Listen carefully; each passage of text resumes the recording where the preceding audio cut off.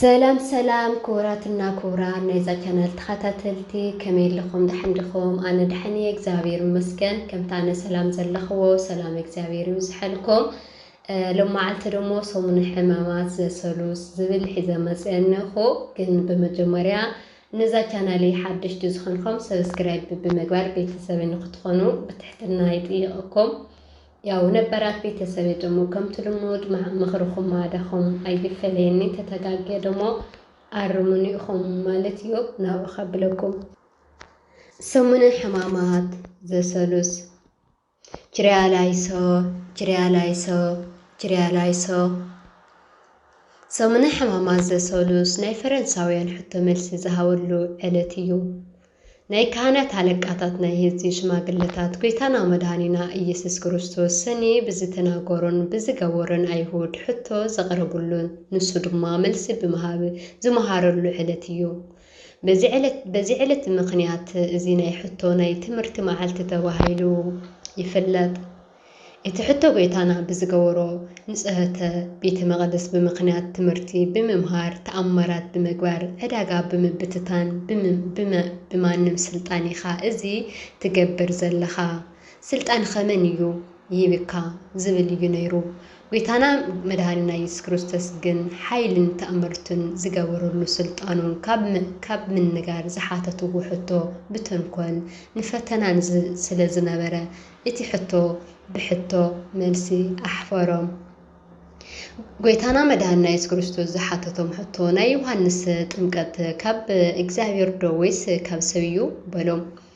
ማቴዎስ ወንጌል ምዕራፍ 21 ቁጽሪ 25 በሎም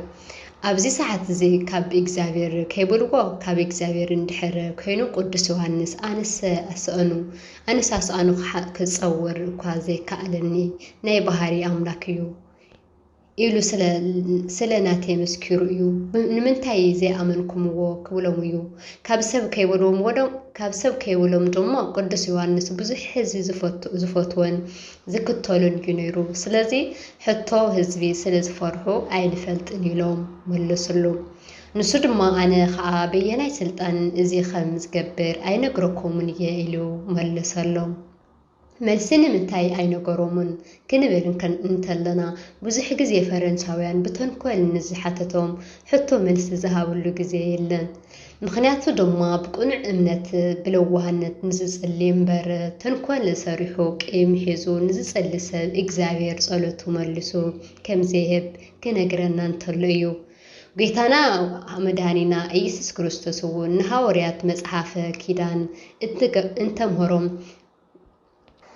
እንተምህሮም ወለእለ ጻዲቅ ይጸውዕዎ ሰማይ በሐቂ ንዝበልዎ ይሰምዖም እዩ ኢሉ ተናጊሩ ነይሩ በሐሰት ንዝበልዎ ስለዚ ሰምዕ እዩ ስለዚ ቅንዕና ንዝጎደሉ ግብዝነት ዝመልኦ ናይ ፈረንሳውያን ሕቶ ኣብ ማንም ቦታ መልሲ